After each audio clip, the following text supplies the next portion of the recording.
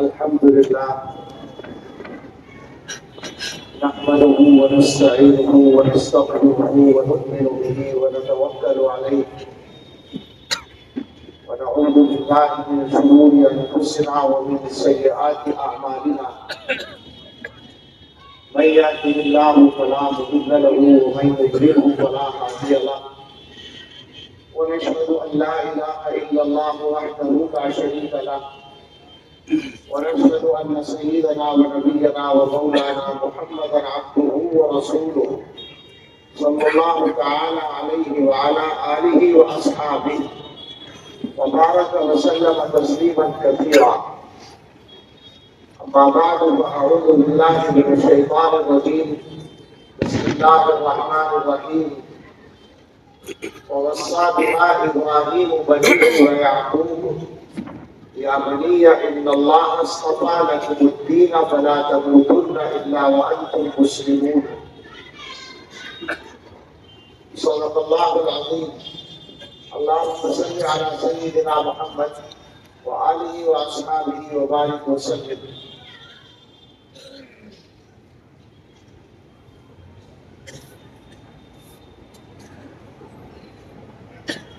اللہ تعالیٰ کا شکر ادا کرتے ہیں آپ حضرات سے ملنا اللہ نے آسان فرمایا. آپ کا شکریہ ادا کرتے ہیں کہ آپ محبت کے ساتھ جمع ہوئے اور معذرت بھی ہے کہ پہنچنے میں تاخیر ہوئی. اللہ تعالیٰ اس ہمارے بیٹھنے کو ملنے کو کہنے اور سننے کو ہم سب کے لیے نافع بنا دے. آمین.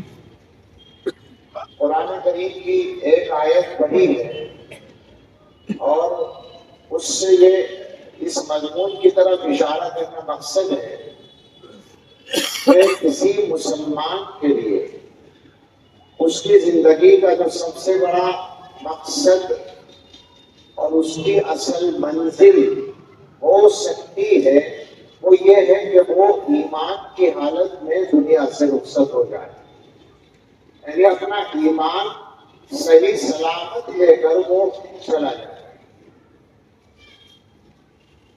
عام طور پر ہم لوگ جب اپنے مسائل، اپنی مشکلات، اپنے مقاصد کا تعین کرتے ہیں، طے کرتے ہیں تو ہم سے غلطی ہوتی ہے.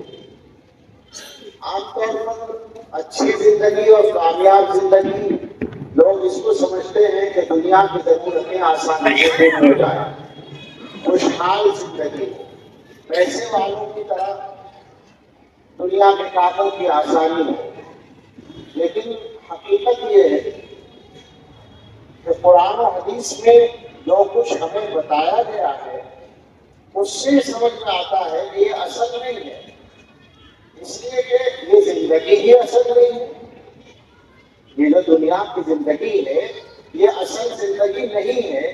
تو اس زندگی کا آسان ہونا یا اس کا مشکل ہونا، اس کا خوشحالی سے گزرنا یا کیسے گزرنا، یہ اصل مسئلہ ہی نہیں ہے. مسلمان حقیقت میں زندگی پار والی ہے.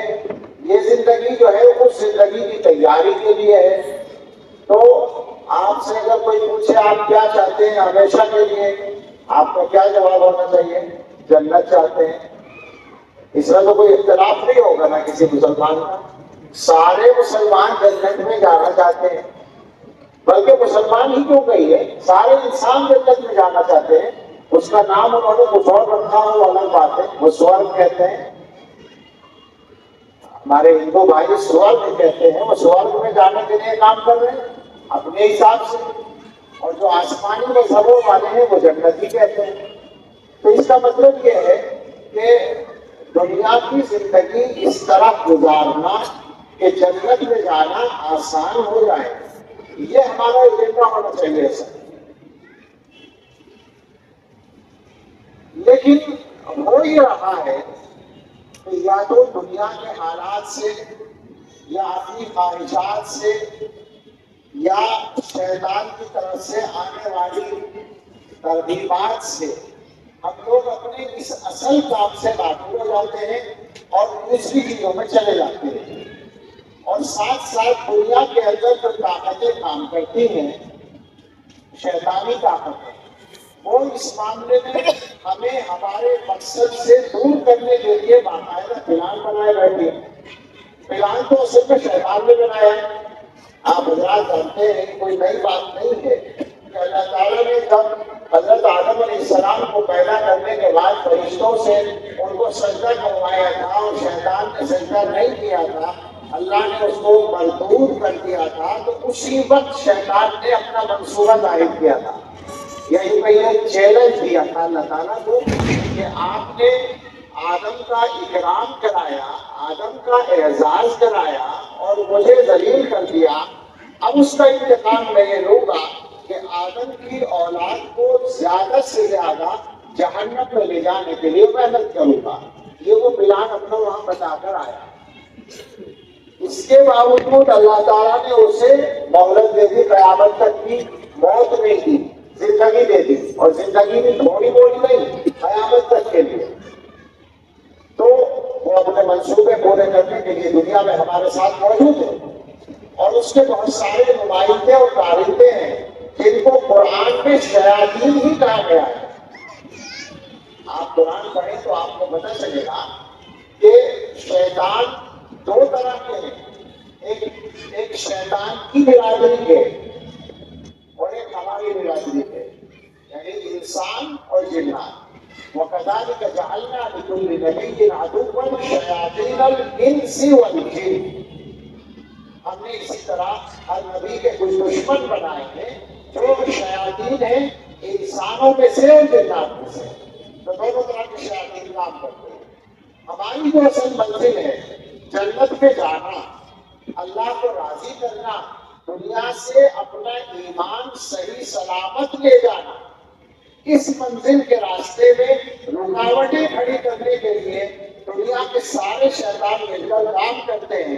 اگرچہ دنیا میں ان کو شیطان نہیں کہا جاتا، مگر جو کام وہ کرتے ہیں وہ سارے اسی مشن کے مطابق ہیں، اور وہ ان کاموں کو ہماری خیر خواہی کے نام پر عام طور سے کرتے ہیں۔ اگر میں آپ کے سامنے مختصر سا خلاصہ کروں، کیونکہ مجھے بہت لمبی بات کرنے کا موقع بھی اور ہمت بھی نہیں ہے، مختصراً کچھ اشارے کرنے ہیں، تو یوں کہا جا سکتا ہے کہ آج کے زمانے میں ان شیطانی نمائندوں کا ہمارے اصل مقصد سے ہٹانے کے لیے جو پلان ہے وہ دو تین باتیں ہیں۔ پہلا کام تو ان کا یہ ہے، جو سب سے بڑا کام ہے یا سب سے خطرناک کام ہے، وہ ہے دین کے بارے میں، ایمان کے بارے میں، دین کی تفصیلات کے بارے میں ہمارے یقین کو کمزور کرنا اور ہمیں شک میں مبتلا کرنا، یہ پہلا کام ہے۔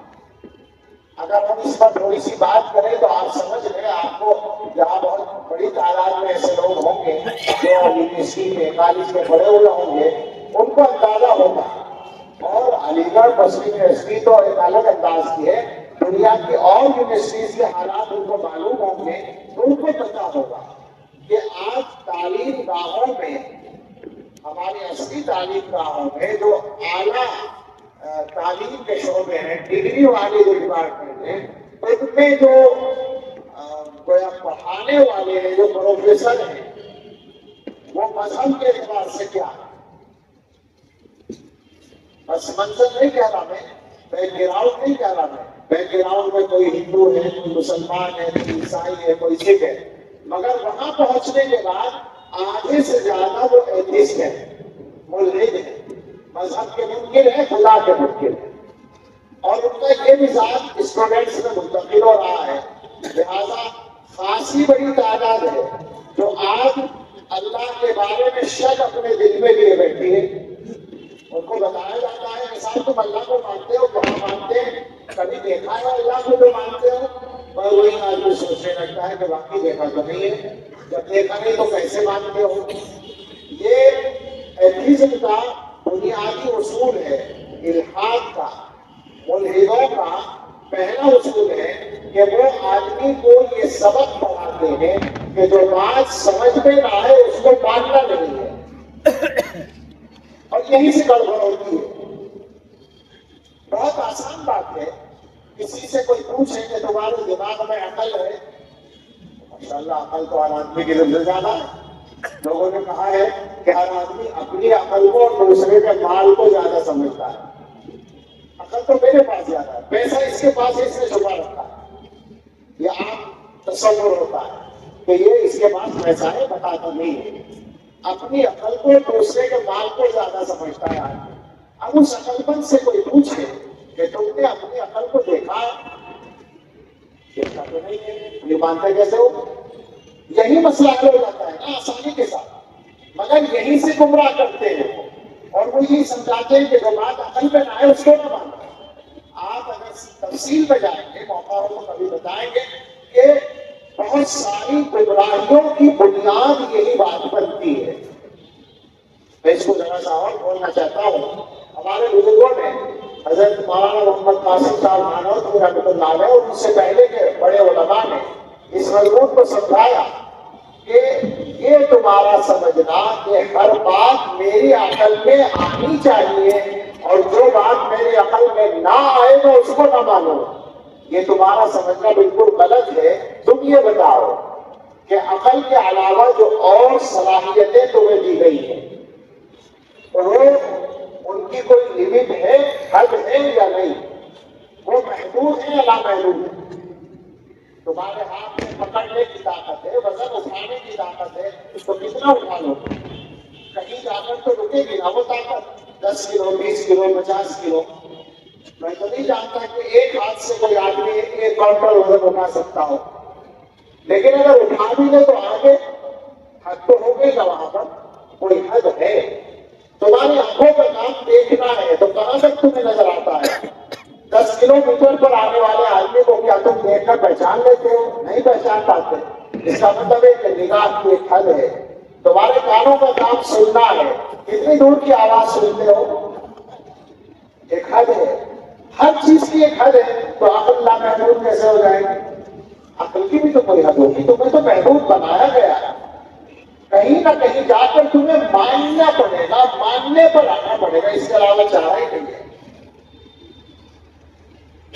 جدھر نے کہا تھا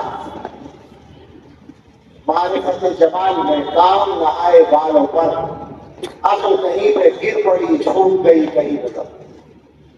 تو اب یہ شک پیدا کرنے کا سلسلہ ہے. دیکھیں کہ آپ کے ڈبیٹس ہوتی ہیں، مذہب پر ڈبیٹ ہوتی ہے. یوٹیوب پر جائیے آپ کو ہر جگہ کی ڈبیٹ مل جائے گی. کس مذہب پر ہوتی ہے؟ فقط اسلام پر. دوسرے مذاہب کو موضوع بحث نہیں بنایا جاتا کیونکہ ان کے ہاتھ میں ہے، میڈیا ان کے ہاتھ میں ہے، لہٰذا وہ ہمارے مذہب کو موضوع بحث بناتے ہیں. ہمارے مذہب کا قصہ یہ ہے کہ اس مذہب کو اللہ تعالیٰ نے یہ فیصلہ کر کے بھیجا ہے کہ یہ سارے مذہبوں پر غالب رہے گا. لہذا اگر اس مذہب کی ترجمانی کرنے والا کوئی آدمی صحیح ہوتا ہے تو یہ مذہب ہمیشہ اوپر رہتا ہے، یہ پکا ہے، اس میں کوئی گنجائش کرنی نہیں ہے. دنیا کا کوئی ایک واقعہ ایسا پیش نہیں کیا جا سکتا کہ اسلام کو شکست کا منہ دیکھنا پڑا ہو.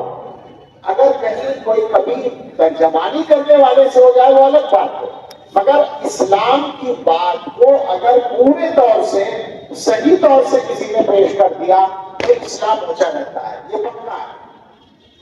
ایک مختصر سا واقعہ یاد آ گیا قرآن سے متعلق ہے. ہمارے شیخ جو ہیں حضرت مولانا پیر ذوالفقار احمد صاحب نقشبندی دعوت برکاتہ، امریکہ میں ایک زمانے میں ان کا خیال تھا. وہاں پر آج کل ہوتا ہے اکثر جگہوں پر بین المذاہب مذاکراتی کونسلیں بنی ہوئی ہے، انٹرفیتھ کونسل، بین المذاہب مجلس تبادلہ خیال کے لیے. اب میں ڈپریشن ہے آج کل کا، اپنے اپنے مذہب کی باتیں پیش کرتے ہیں. سب کا مقصد اپنی بات پیش کرنا ہوتا ہے، حق تک پہنچنا ہوتا نہیں. وہاں پر کوئی مجلس، لوگوں نے کہا حضرت سے کہ اسلام کی ترجمانی کے لیے آپ کو چلنا چاہیے. وہاں گئے تو ان کا طریقہ کار دیکھا. جب گفتگو پوری ہوئی تو یہ معلوم ہوا کہ اگلے مہینے کا ٹاپک آج طے ہوگا. اگلے مہینے کی میٹنگ میں کس ٹاپک پر بات ہوگی آج میں ہوتا ہے، تو ہمارے حضرت شیخ نے فرمایا صدر مجلس سے کہ میری ایک رائے ہے کہ یہاں جتنے لوگ اپنے اپنے مذہب کی نمائندگی کرنے کے لیے بیٹھے ہیں، یہ سارے کے سارے دعویٰ رکھتے ہیں کہ ہمارا مذہب آسمانی مذہب ہے۔ مسلمانوں کا بھی دعویٰ ہے، یہودیوں کا بھی دعویٰ ہے، عیسائیوں کا بھی دعویٰ ہے، اور اس کے علاوہ بھی جو مذاہب ہیں اکثر کا دعویٰ یہی ہے مذہب آتا ہی اوپر سے، وہ بگڑ جائے بعد میں الگ بات ہے۔ تو سب کا دعویٰ ہے ہمارا مذہب آسمانی ہے، لہذا ہر ایک کے پاس آسمان سے آیا ہوا کلام ضرور ہوگا۔ تو اگلے مہینے جب ہم بیٹھ کر بات کریں تو ہمارا خیال یہ ہے کہ کوئی بھی آدمی اپنے الفاظ میں بات نہ کرے بلکہ ورڈ آف گاڈ پیش کرے، اللہ کے الفاظ پیش کرے جس کے پاس سے مذہب آیا۔ پھر یہ تو بہت اچھی لائن ہے، سمجھ میں آگے بات طے ہو گیا۔ اگلا مہینہ آیا، مجلس شروع ہوئی تو اس مجلس کے صدر نے حضرت سے کہا کہ آپ ہی شروع کریں کیونکہ آپ نے بلائے تھی۔ حضرت نے سورہ فاتحہ پڑھی، اس کا ترجمہ کیا، تفسیر کی۔ ظاہر ہے کہ سورہ فاتحہ میں پورے قرآن کا ایک طرح سے خلاصہ آ جاتا ہے، وہ بیان ہو گیا۔ اس کے بعد نمبر آیا عیسائیوں کے پادری کا، اس نے بائبل کا کچھ حصہ پڑھنا شروع کیا۔ وہ اس میں کوئی چیپٹر ہے جس کو پہاڑی نماز کہتے ہیں، وہ ہماری سورہ فاتحہ کی طرح کہتے ہیں وہ لوگ، تو وہ پڑھنا شروع کیا۔ تھوڑا پڑھا تو حضرت نے ہاتھ اٹھا کر کہا صدر صاحب سے کہ مجھے کچھ کہنا ہے۔ کہا کیا کہنا ہے؟ کہا مجھے یہ کہنا ہے کہ پچھلے مہینے یہ طے ہوا تھا کہ ہم اپنی زبان میں بات نہیں کریں گے، اللہ کے الفاظ پیش کریں گے۔ تو بس میں یہ پوچھنا چاہتا ہوں کہ پادری صاحب کو بائبل پڑھ رہے ہیں، کیا بائبل اللہ کے یہاں سے انگلش میں ہی نازل ہوئی تھی؟ وہ تو انگلش میں پڑھ رہے تھے، وہی عام طور سے۔ اب یہ سوال ایسا تھا کہ اس کا کوئی جواب ان کے پاس تو نہیں تھا۔ جس زبان میں نازل ہوئی ہے وہ تو غائب ہے، اصل کتاب تو ہے ہی نہیں۔ اس کا ترجمہ ہوا تھا، وہ بھی بگاڑ کے بدل کے انگریزی میں عام طور پر ملتا ہے۔ تو وہ جو مجلس کے صدر صاحب تھے وہ یہودی تھے، انہوں نے سمجھا کہ اب کیا ہمارا نمبر لگے گا، ہم پہ بھی سوال ہوگا۔ تو اس نے ہاتھ اٹھا کر کہا کہ اس مرحلے پر ہم یہ بات مانتے ہیں کہ دنیا میں اگر کوئی قوم یہ دعویٰ کرنے کی پوزیشن میں ہے کہ اس کے پاس ورڈ آف گاڈ محفوظ ہیں تو وہ فقط مسلمان ہیں جو یہ دعویٰ کر سکتے ہیں کہ ان کے پاس اللہ کا کلام قرآن کی شکل میں موجود ہے۔ تو آپ یقین کریں کہ مذاہب کے مقابلے میں کوئی مسئلہ نہیں ہے، مگر موضوع بحث بنائیں گے، اللہ کو مانتے ہو، حضرت محمد صلی اللہ علیہ وسلم کو موضوع بحث بنائیں گے، قرآن کو موضوع بحث بنائیں گے، اسلام کے احکام کو، یہ پردہ نہیں ہونا چاہیے، کیا مسلمانوں کو پابند کر رکھا، عورتوں کو ان پر ظلم ہو رہا ہے، اسلام میں جہاد ہے، اسلام میں شراب کو حرام کر دیا، اسلام میں موسیقی کو حرام کر دیا، ان باتوں پر ڈبیٹ ہوتی ہے۔ سچی بات یہ ہے کہ اگر ان مذہبوں کی معلومات ہمیں ہوتی، ایک بڑی خراب سی مثال ذہن میں آ رہی ہے، ایک آدمی نے ایک بڑے آدمی کو برا کہا اور اس کے باپ کو گالی دی۔ انہوں نے جواب میں کہا کہ اگر میں تیرے باپ کو جانتا ہوتا تو میں بھی گالی دیتا۔ کیسی گالی ہوئی؟ زیادہ خطرناک گالی ہو گئی، میری تیرے باپ کو تو پتہ ہی نہیں۔ تو ہم اگر ان کے مذہبوں کو جانتے ہوتے تو ہم بھی کچھ کہنے کا موقع رکھتے اور یقین کے ساتھ ہم دعویٰ کر سکتے ہیں کہ منہ چھپانے کو ان کو جگہ نہ ملے، سچی بات۔ لیکن ہمیں تو اپنے مذہب کو پتہ نہیں، ان سے کیا بات کریں؟ ہماری کمی یہ ہے کہ ہمیں اپنے مذہب کی خبر نہیں ہے، ان کی باتوں سے ہم اپنے مذہب کے بارے میں شک میں مبتلا ہو جاتے ہیں۔ یہ ایک میدان ہے ان کی محنت کا۔ ظاہر ہے کہ میرے پاس تفصیلات میں جانے کا موقع نہیں، مگر میرا خیال ہے کہ میں اپنی بات پہنچا سکا ہو مختصراً ہی کہ ایک میدان تو یہ ہے کہ وہ دلوں کے اندر شک پیدا کرنے کے لیے محنت کرتے ہیں، اور یہ دنیا میں عام ہے، ہر زبان میں ہوتا ہے، ہر جگہ ہوتا ہے۔ اور آج کی صورتحال یہ ہے کہ میں اپنے تجربے کی روشنی میں اگر آپ سے کہوں، میں پورے ملک میں گھومتا ہوں اور اس طرح کے لوگوں سے ملتا ہوں اور مجموعوں میں بات کرتا ہوں، انفرادی بات کرتا ہوں، اس مجمع میں بہت سارے جوان مل جائیں گے جن کے ذہن شک میں مبتلا ہوں گے۔ میرا نام ہے تلاش کریں، مل جائیں گے، پکی بات ہے۔ میں نے 25 ساتھیوں میں بیان کیا، چھوٹی سی مسجد میں 2 لڑکے کھڑے ہو گئے، دعا کے بعد اس موضوع پہ آپ سے بات کرنی ہے، اللہ کے بعد قدم قدم پہ یہ مصیبت کھڑی ہوئی ہے گھروں کے اندر۔ میں کہہ دیا کرتا ہوں، میں تو یہاں پہلی بار آیا ہوں، ماشاءاللہ یہ دیکھ کے خوشی ہو رہی، دیکھ بھی نہیں پایا ابھی مسجد کو، وہ یہاں کا ماحول مجھے نہیں معلوم، لیکن کیا کریں، سارے ملک کا ماحول تو اور ہی جیسا ہے، کوئی غرض نہیں ہے۔ اب تو علماء کے گھروں میں، جناب عالی تبلیغ جماعت کے امیروں کے گھروں میں، پیروں کے گھروں میں مل جائیں گے آپ کو وہ بچے جن کے دلوں میں شک پیدا ہو چکا ہے۔ میں مذاق نہیں کر رہا ہوں، مجھے معلوم ہے، اور میں کسی کا مذاق کیا ہو رہا ہوں، میں تو مولوی ہوں، میں تو پیر ہوں، میں تو ساری چیزوں سے میرا تعلق ہے، مجھے کیا مشکل ہے کہنا، وہ جو سچائی ہے وہ کہنی، حالات اچھے نہیں، ایمان خطرے میں پڑے ہوئے۔ یہ ایک میدان ہے، اور اس میدان میں وہ تعلیم کا بھی استعمال کرتے ہیں اور سوشل میڈیا کا بھی استعمال کرتے ہیں۔ تعلیم کا مطلب وہی ان کی جو تعلیم پاتے ہیں۔ آپ اگر دنیا میں اب تو ماشاءاللہ کا لفظ تو غلط ہو گیا، طرز کے طور پر ہے، ہماری حکومت نے ہمارے برادران وطن نے بھی عیسائیوں سے یہ فن سیکھ لیا۔ ذرا تم لوگ غور سے سننا، اگر غلط ہو تو بتانا۔ عیسائی جانتے تھے یہ فن کہ تعلیم کے راستے سے اپنا مذہب کیسے پھیلایا جاتا ہے، وہ پھیلا رہے ہیں سینکڑوں سال سے۔ عیسائیوں کے جتنے اسکول ہیں وہ تعلیمی مشن نمبر 2 پر ہے، تبلیغی مشن نمبر 1 پر ہے۔ آپ یاد رکھیں، میں ایسے اسکولوں کو جانتا ہوں عیسائیوں کے جن میں 6-7 ہزار بچے پڑھتے ہیں، اور ان کے ایک حصے میں مذہب بدلنے والوں کے لیے انتظام ہے۔ وہ تبلیغی مشن ہے، وہ اپنے مذہب کو پھیلانے کے لیے استعمال کرتے ہیں۔ ہماری حکومت نے بھی سیکھ لیا، تو اب جو پالیسی بنی ہے، نیو ایجوکیشن پالیسی، جن لوگوں نے پڑھی ہے وہ دیکھ لیں۔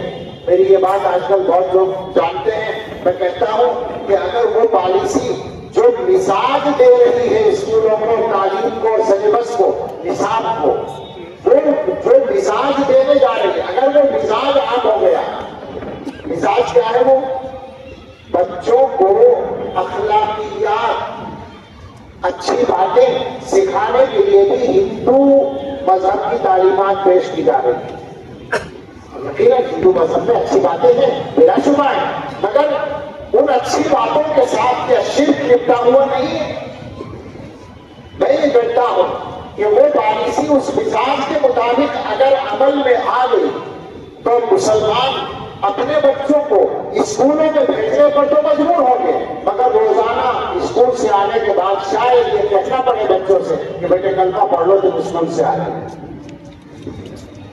یہ کوئی آسان نہیں ہے کہنا، مگر پالیسی کو دیکھ کر تو یہ سمجھ میں آ رہا ہے، اور یہ کوئی راز بھی نہیں ہے، اور یہ کوئی الزام بھی نہیں ہے، وہ تو فخر سے کر رہے ہیں یہ کام، وہ تو ہماری خیرخواہی کے نام پر کر رہے ہیں یہ کام۔ تو یہ ایک راستہ ہے، اور ایک میدان ہوتا ہے برائیوں کو پھیلانے کا۔ دنیا کے اندر آج کے زمانے میں سوشل میڈیا کے ذریعے، انٹرنیٹ کے ذریعے جس طرح سے برائی کو پھیلایا جاتا ہے، میں نہیں جانتا کہ دنیا کی حکومتوں کی پالیسی اس کے سلسلے میں کیا ہے، سچی بات کہ مجھے نہیں معلوم، مگر یہ میرے جیسے تھوڑی معلومات والے آدمی کو معلوم ہے کہ نیٹ پر لاکھوں سائٹس ہیں، لاکھوں کی تعداد میں سائٹس ہیں جو فوش فلمیں، گندی فلمیں اپلوڈ کرتی ہیں۔ تو کیا یہ باتیں حکومتوں کو نہیں معلوم، ذمہ داروں کو نہیں معلوم، اور کیا ان کے پاس ان پر بین لگانے کے کوئی راستے نہیں ہیں؟ مگر ان کو آزاد چھوڑا گیا ہے نا۔ اس کا مطلب کیا ہوا کہ وہ کام کر رہے ہیں اور آپ ان کو راستہ دے رہے ہیں؟ کیا سمجھا جائے کہ سب مل کر دنیا کے اندر شیطانی کاموں کو پھیلانے کے لیے کام کر رہے ہیں، دوسرے کی مدد کر رہے ہیں، اور عام آدمی اس کا شکار ہو رہا ہے۔ آج صورتحال یہ ہے کہ پہلے تو ہم کہا کرتے تھے بچوں کو بری صحبت سے بچاؤ، گھر سے باہر مت نکلنے دو، بازاروں میں ہوٹلوں میں رات کو نہ جائیں، اگر کہیں بھیجو تو نیک لوگوں کے پاس بھیجو، ورنہ گھر میں رکھو۔ اب گھر میں رکھ کر بھی تو اعتماد نہیں رہا، وہ گھر میں بچے باہر جانا نہیں چاہتے، وہ تو موبائل لے کے گھر میں پڑے، سیل فون لے کر وہ گھر میں ہیں اور ساری برائیاں گھر میں موجود ہیں۔ آسان نہیں رہا بچانا، تربیت کرنا بہت مشکل بنا دیا گیا۔ اب سوچیے آپ کہ ایک فوج فلم جو اپلوڈ کی گئی ہے، اس کے بنانے کے لیے اور اس کے ایڈیٹنگ کے لیے اور اس کے اپلوڈنگ کے لیے، سب کاموں کے لیے تو 2-4 آدمیوں کی ضرورت تو پڑتی ہے نا۔ تو ہر سائٹ میں 2-4 10-5 آدمی کام کر رہے ہیں اور لاکھوں سائٹس ہیں۔ اس کا مطلب ہے کہ دنیا کے 50 لاکھ آدمی اس زندگی میں اس کام میں لگے ہوئے ہیں، اور اسی سے یہی ان کی روزی روٹی ہے، یہی ان کا روزگار ہے۔ اور سوچیں آپ، جتنا سوچیں گے، حالات کو دیکھیں گے، بہت برا حال نکلے گا۔ مجھ سے غلطی ہوئی، پہلے میں جب کہتا آدھی پیالی چائے، آدھی تو 10 گلاسوں کے بڑے مقابلے کا آسان کیوں ہوتی، اب نہیں ہفتوں میں ختم کرنے والا۔ تو یہ بھی لطیف بھائی کا بس آپ جو ہے اب حالات کو اپنے دیتے ہیں، یہ ساری دنیا کر رہی ہے، شیاطین الانس والجن کر رہے ہیں۔ اس کے نتیجے میں ہمارا کیا حال ہے؟ ہمارا حال یہ ہے کہ اتنی بڑی تعداد میں تبلیغی جماعت کی محنت ہے، اتنی بڑی تعداد میں مدرسے اور مکتب چل رہے ہیں، اور بہت سے دین کے راستے اور ہیں، خانقاہیں چل رہی ہیں اور محنتیں ہو رہی ہیں، کتابیں لکھی جا رہی ہیں۔ اس سب کے بعد 10% مسلمان بھی مسجد میں نہیں ہے۔ پابندی سے 5 نمازوں لانے والے مسلمان کتنے ہیں؟ 10 نہیں ہے۔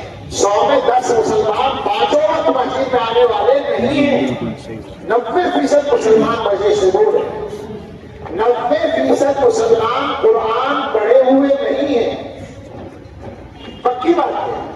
اور جو 10% پڑھے ہوئے ہیں ان میں سے 90% اس قرآن کو سمجھتے نہیں ہیں، اور جو تھوڑے سے سمجھتے ہیں ان پہ عمل کرنے والے کتنے ہیں؟ مصیبت ہے۔ سچائی کا جب جائزہ لے لیا تو بہت مصیبت نکلے گی۔ اس کے علاوہ یہ تو دینی پہلو ہے، اور اسی سے جڑا ہوا دینی دنیاوی کا مجموعہ کہہ لیں۔ مسلمان اپنے روزگار کے سلسلے میں جہاں کھڑے ہوئے اس ملک میں وہ معلوم ہے، اس کے نتیجے میں آج کے ہندوستان میں، میں علی گڑھ میں پہلی بار بول رہا ہوں، مسجد جا رہا مسجد میں، اس لیے جہاں پہلی بار جاتا ہوں وہاں تو فرض کر رکھا ہے کہ وہ بات ضرور کروں، اور وہ ہے سودی قرضہ۔ اگر علی گڑھ میں نہ ہو تو مجھے خوش کر دیں۔ میں پورے ہندوستان میں کشمیر سے لے کر کیرلا تک اور آسام سے لے کر گجرات اور راجستھان تک اور بیچ کے سارے صوبوں میں جا جا کر پوچھ کر آپ کو مطلع کرتا ہوں کہ مسلمانوں کی کوئی آبادی سودی قرضے سے خالی نہیں ہے۔ چھوٹی آبادی بھی خالی نہیں ہے، بڑی آبادی بھی خالی نہیں ہے، اور 2 طرح کے قرضے ہیں۔ ایک تو پہلے سے چلتا آیا ہے بینکوں کا قرضہ، اس کی مصیبتیں میں اپنی آنکھوں سے دیکھ کر آپ کو بتاتا ہوں کہ 100 ارب روپے والی، ارب بول رہا ہوں کروڑ نہیں، یعنی ایک کھرب والی کمپنیاں اس سودی قرضے کی وجہ سے بند ہوتی ہوئی میں نے دیکھی ہے، ابھی دیکھی ہے 1-2 سال کے اندر۔ اور دوسرا سودی قرضہ گھروں میں آ رہا ہے، خرچے کے لیے عورتوں کو دیا جا رہا ہے۔ 10,000 دیتے 11,000 واپس لیتے ہیں، اور ایک ہی انداز ہے سارے ملک میں۔ میں آپ کو بتاؤں سارے ملک میں ایک ہی انداز ہے، آفس بنے ہوئے ہیں، نام الگ الگ ہے، ہمارے علاقے میں سمو کہتے ہیں، کیا کہتے ہیں، اور کہیں کچھ کہتے ہیں، کہیں کچھ کہتے ہیں، مگر طریقہ ایک ہی ہے، اور طریقے کے ساتھ نتیجہ ایک ہے۔ نتیجہ یہ ہے کہ قرضے ادا نہیں ہوتے تو عصمتیں اٹھ رہی ہیں، کہتے ہوئے دل پر چھری چلتی ہے، مگر وہ سچائی ہے، وہ کہے بغیر بات نہیں پہنچتی۔ عصمتیں اٹھ رہی ہیں اس قرضے کی وجہ سے، اور مسلمانوں کی غفلت وہ اپنی جگہ۔ غفلت کا یہ عالم ہے کہ شادی آج بھی نباتی انداز سے ہو ان حالات میں بھی، میں بہت ساری باتیں کہہ دینا چاہتا ہوں جلدی جلدی، یہ ہر موضوع ایسا ہے کہ ایک گھنٹہ اس پر بات ہو، لیکن کیا کروں میں اپنی بات ختم کرنا چاہتا ہوں، بات پہنچ جائے دلوں تک اتر جائے، خدا کرے۔ ان حالات میں شادیاں نوابی انداز سے ہی ہوگی، میری جو حیثیت ہے میں اس سے 10 گنا قرضہ لے کر شادی کروں گا اور تبھی مجھے عزت دار سمجھا جائے گا۔ مسلمانوں کے یہاں شادی میں پیسہ خرچ کرنا اسٹیٹس کا مسئلہ ہے، عزت کا مسئلہ ہے۔ مسلمانوں میں عزت کا معیار تو یہ ہونا چاہیے تھا کہ یہ آدمی نمازی ہے تو یہ عزت والا ہے، یہ آدمی حلال کھاتا ہے بہت غریب ہے مگر صرف حلال کھاتا ہے یہ عزت والا ہے۔ ہمارا یہ معیار آج کل نہیں ہے، معیار یہ ہے کہ جو پیسے والا ہے وہ عزت والا ہے۔ غریب آدمی کا تو رشتہ کرنا پسند نہیں کرتے، اور اچھے اچھے دیندار گھروں میں یہ مصیبت ہے کہ اگر جہیز نہیں ملے گا تو بچی پریشان رہے گی، گھروں کے اندر انصاف نہیں ہے۔ اب کیا کیا بات کی جائے، آپ کہیں گے کہ ساری برائی اپنے لوگوں میں کر رہا ہے، مگر کیا کریں، ٹھیک کرنے کا مسئلہ ہے، ٹھیک ہونے کے لیے محنتوں کی ضرورت ہے۔ دین کی جو محنت جہاں کس طرح ہو رہی ہے اپنے بڑوں کے طریقے کے مطابق اس محنت میں لگ جائیے، یہ ہم سب کے لیے واحد راستہ ہے۔ صراط مستقیم پر قائم رہنے کے لیے ضروری ہے کہ وہ ہمارے بڑوں کا طریقہ جو حضرت محمد رسول اللہ صلی اللہ تعالیٰ علیہ وسلم کی سنت کا طریقہ ہے اور ان کے صحابہ کا طریقہ ہے، اور اس کے بعد صحابہ کے بعد اس امت میں ہر دور میں جو علماء اہل اللہ اکابر اور مشائخ ہوئے ہیں ان کا طریقہ جو ہم تک پہنچا ہے اپنے بڑوں کے واسطے سے، اس طریقے پر قائم رہنا، یہ ہدایت پر قائم رہنے کے لیے ضروری ہے۔ آج کے زمانے میں یہ بھی مصیبت ہے کہ ہر آدمی آزاد ہوتا جا رہا ہے، کوئی صحابہ کے اوپر انگلیاں اٹھا رہا ہے اور کوئی صحابہ سے نیچے والوں کو سب کو کنڈم کر رہا ہے، وہ سیدھا چھلانگ لگا کے صحابہ سے باتیں کرتا ہے اور ہمیں بتانے کی کوشش کرتا ہے۔ دونوں طرح سے گمراہی، میں مذاق نہیں کرتا، میں طنز بھی نہیں کرتا، میں صاف ہی کہہ رہا ہوں، آپ سمجھ رہے ہیں میری بات۔ جو صحابہ کی شان میں گستاخی کرے وہ گمراہ ہے، اور جو صحابہ کے بعد امت کے سارے 1200-1400 سال کے علماء کو کنڈم کرے وہ بھی گمراہ ہے، کوئی شک نہیں اس میں۔ یہ امت ہر دور میں اپنی ہدایت اور اپنے دین کو محفوظ رکھتی آئی ہے۔ بیچ والوں کو آپ ختم کریں گے تو آپ کے پاس دین کہاں سے آئے گا؟ آپ نے کوئی صحابہ کو دیکھا ہے؟ صحابہ کیا کرتے ہیں، رسول اللہ صلی اللہ علیہ وسلم سے انہوں نے دین کو کس طرح سیکھا، یہ امت کے علماء بتائیں گے، ہمارے بڑے بتائیں گے، ان کے طریقے پر قائم رہنا ہمارے لیے ضروری ہے۔ بس آپ سے یہ کہنا ہے کہ خدا کے واسطے ان مصیبتوں کا احساس پیدا کیجیے، ان کا ادراک پیدا کیجیے، غفلت ختم کر دیجیے۔ یہ جو نقصان ہو رہا ہے نقصان ہوتا چلا جا رہا ہے اور ہمیں احساس بھی نہیں ہے، یہ بدترین صورتحال ہے۔ اپنے آپ کو ہم سب ٹھیک کرنے کی کوشش کریں، اپنے گھروں کو ٹھیک کرنے کی کوشش کریں۔ آپ کو معلوم ہے کہ اللہ نے قرآن میں یہ ذمہ داری لگائی ہے کہ اپنے آپ کو اور اپنے گھر والوں کو جہنم سے بچانا ہے۔ ہمارے گھر والوں کو جہنم سے بچانے کی ذمہ داری بھی تبلیغ والوں کو نہیں ہوگی، یہ کیسے کام چلے گا؟ وہی تبلیغی جماعت اپنا کام کرتی ہے اور بلا شبہ وہ اندر تک محنت کرتی ہے، مگر جب تک ہم ذمہ داری نہیں اٹھائیں گے اس وقت تک یہ فریضہ اور جہنم سے بچانے کی ڈیوٹی ادا نہیں ہوگی۔ اللہ تعالیٰ ہمیں سب کو صحیح راستے پر قائم رہنے کی توفیق دے، اور ہمارے یہاں جو چیزیں قابل اصلاح ہیں اللہ ان کی اصلاح کرنے کی توفیق عطا فرمائے۔